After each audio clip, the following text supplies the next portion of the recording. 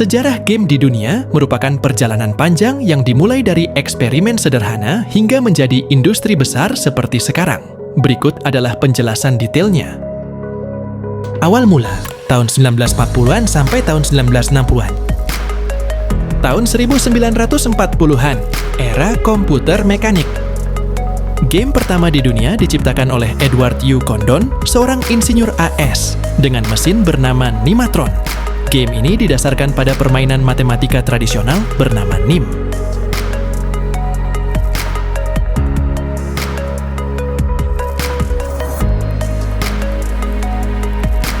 Tahun 1950, Alan Turing dan Claude Shannon menciptakan konsep permainan komputer yang dapat bermain catur, meskipun hanya berupa simulasi teoretis. Tahun 1958, Tennis for Two. Diciptakan oleh William Higginbotham, game ini adalah salah satu game interaktif pertama. Game ini menggunakan osiloskop sebagai layar untuk mensimulasikan permainan tenis.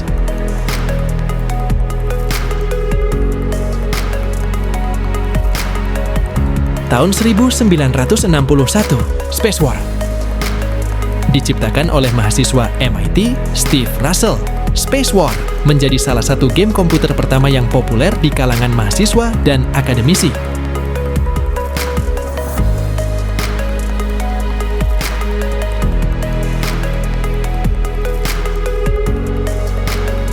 Perkembangan game komersial tahun 1970-an sampai tahun 1980-an. Tahun 1970-an, kelahiran industri game. Tahun 1971, Nolan Bushnell dan Ted Dabney menciptakan Computer Space, game arcade pertama yang tersedia secara komersial. Tahun 1972, Atari didirikan oleh Nolan Bushnell dan mereka merilis Pong, game arcade tenis meja sederhana yang menjadi hit besar.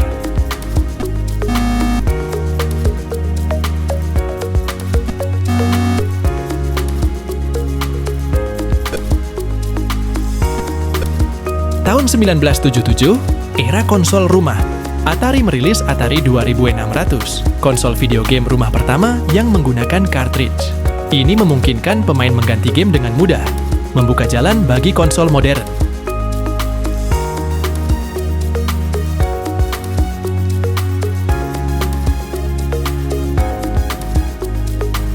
Tahun 1980, game ikonik.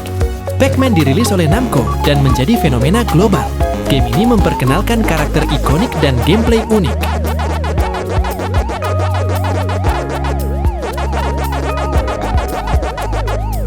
Tahun 1981, Nintendo merilis Donkey Kong memperkenalkan karakter Mario, awalnya bernama Jumpman, yang kelak menjadi maskot perusahaan.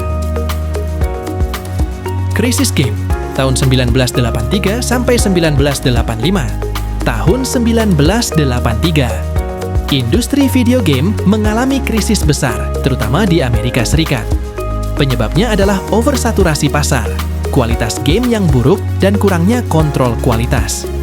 Salah satu contoh terkenal adalah kegagalan game E.T. the Extraterrestrial di Atari. Banyak perusahaan bangkrut, dan industri game hampir runtuh di wilayah barat. Krisis video game, tahun 1983 sampai 1985 adalah periode di mana industri game, khususnya di Amerika Utara, mengalami penurunan besar dalam pendapatan, kualitas, dan kepercayaan pasar.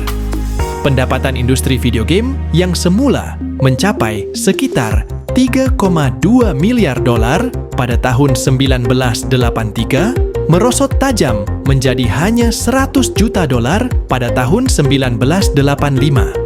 Krisis ini disebabkan oleh berbagai faktor, di antaranya kebanjiran game berkualitas rendah. Banyak perusahaan yang mencoba masuk ke pasar video game tanpa pengalaman atau standar kualitas. Akibatnya, konsumen kecewa dengan produk yang buruk. Contoh terkenal adalah game E.T. the Extraterrestrial untuk Atari 2600, yang sering disebut sebagai salah satu game terburuk sepanjang masa. Game ini gagal secara komersial dan menyebabkan Atari mengalami kerugian besar.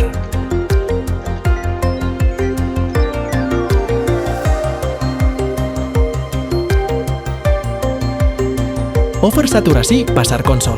Banyaknya konsol di pasaran, seperti Atari 2600, ColecoVision, dan Intellivision, menciptakan kebingungan di antara konsumen. Tidak ada standar yang jelas, sehingga game untuk satu konsol tidak kompatibel dengan konsol lain. Kurangnya regulasi dan lisensi. Pengembang pihak ketiga dapat merilis game tanpa kontrol kualitas dari pembuat konsol. Hal ini menyebabkan ledakan game yang buruk, membuat konsumen kehilangan kepercayaan terhadap produk video game secara umum. Kompetisi dengan komputer pribadi. Komputer rumah seperti Commodore 64 dan ZX Spectrum menjadi lebih terjangkau dan menawarkan fleksibilitas lebih dibandingkan konsol game. Banyak keluarga mulai beralih ke komputer karena dapat digunakan untuk berbagai kebutuhan selain bermain game. Pemulihan industri. Krisis ini berakhir berkat peluncuran Nintendo Entertainment System, NES, oleh Nintendo pada tahun 1985. Nintendo memperkenalkan kontrol kualitas yang ketat melalui program Reigen Nintendo Seal of Quality dan mempopulerkan kembali video game dengan judul-judul berkualitas seperti Super Mario Bros.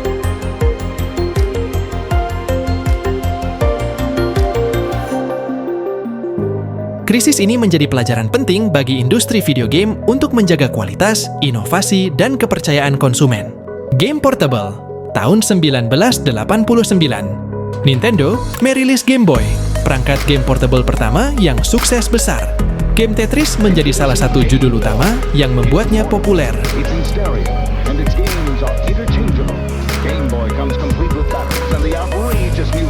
Era 3D dan konsol modern. Tahun 1990-an sampai tahun 2000-an. Tahun 1990-an, teknologi 3D. Tahun 1991, Sega merilis Sonic the Hedgehog yang menjadi pesaing Mario.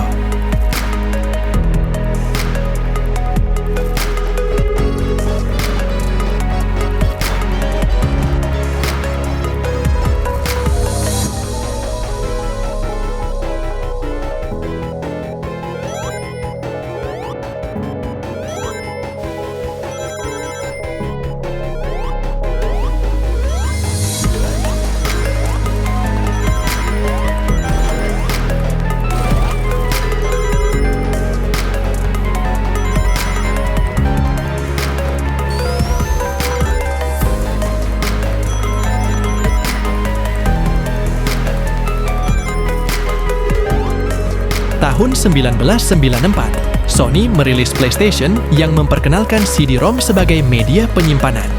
Hal ini memungkinkan game dengan grafis lebih baik dan konten yang lebih besar.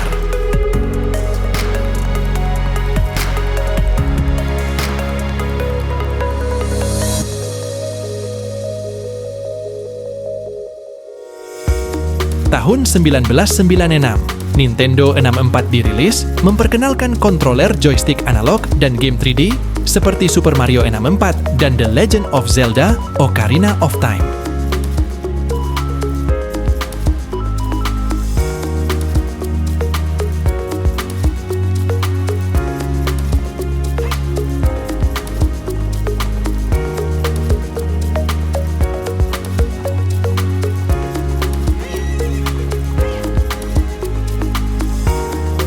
Tahun 2000-an, konsol generasi baru. Tahun 2000, Sony merilis PlayStation 2, PS2, yang menjadi konsol terlaris sepanjang masa.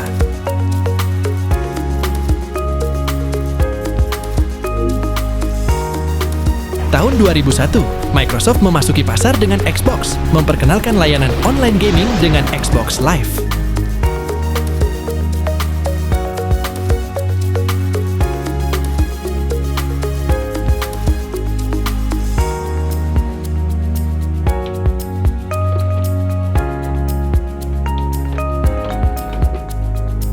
Tahun 2006, Nintendo merilis Wii yang memperkenalkan kontrol gerak inovatif, membuat game lebih inklusif bagi keluarga.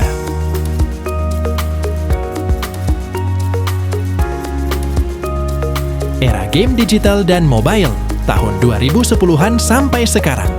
Tahun 2010-an, kebangkitan game digital. Digital distribution, platform seperti Steam, PlayStation Network, dan Xbox Live Marketplace memungkinkan pembelian dan pengunduhan game secara digital. Game independen, indie, seperti Minecraft tahun 2009 dan Among Us tahun 2018 menjadi populer berkat platform ini. Game mobile tahun 2012, game mobile seperti Angry Birds, Clash of Clans, dan Candy Crush Saga meraih kesuksesan besar, didukung oleh pertumbuhan smartphone. Pokemon Go tahun 2016 memperkenalkan augmented reality, AR, ke game mobile.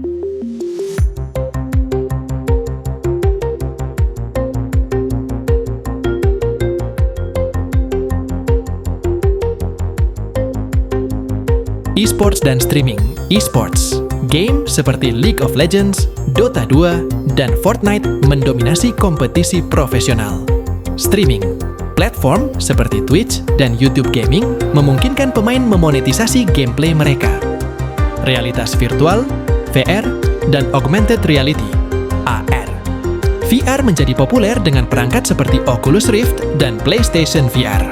AR terus berkembang dengan game seperti Pokemon Go dan aplikasi AR lainnya.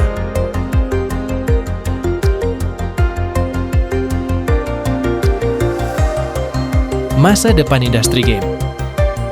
Cloud gaming, layanan seperti Google Stadia, Xbox Cloud Gaming, dan PlayStation Now memungkinkan pemain bermain tanpa perangkat keras khusus. AI dan machine learning. Game semakin kompleks dengan penggunaan AI yang dapat menciptakan pengalaman yang lebih dinamis. Metaverse. Game seperti Roblox dan Fortnite mulai menjadi bagian dari konsep metaverse yang menggabungkan hiburan, sosial, dan ekonomi digital. Sejarah ini menunjukkan bahwa game tidak hanya hiburan, tetapi juga bagian penting dari budaya dan teknologi dunia. Industri ini terus berkembang dengan inovasi baru yang menghubungkan orang-orang di seluruh dunia. Perjalanan panjang sejarah video game dari awalnya sebagai eksperimen teknologi pada tahun 1940-an hingga menjadi industri hiburan global seperti sekarang adalah bukti evolusi teknologi, kreativitas, dan budaya. Dari mesin arcade sederhana hingga konsol canggih, dari grafis 2D hingga dunia virtual yang imersif, video game terus berkembang dan menjadi bagian penting dalam kehidupan manusia. Tidak hanya sebagai hiburan, video game kini juga menjadi media seni, pendidikan, dan kompetisi olahraga elektronik. Masa depan video game tampaknya tak terbatas, dengan teknologi seperti realitas virtual, augmented reality, dan AI terus mendorong batasan inovasi. Terima kasih telah mengikuti perjalanan ini, dan mari kita nantikan babak baru dari dunia video game.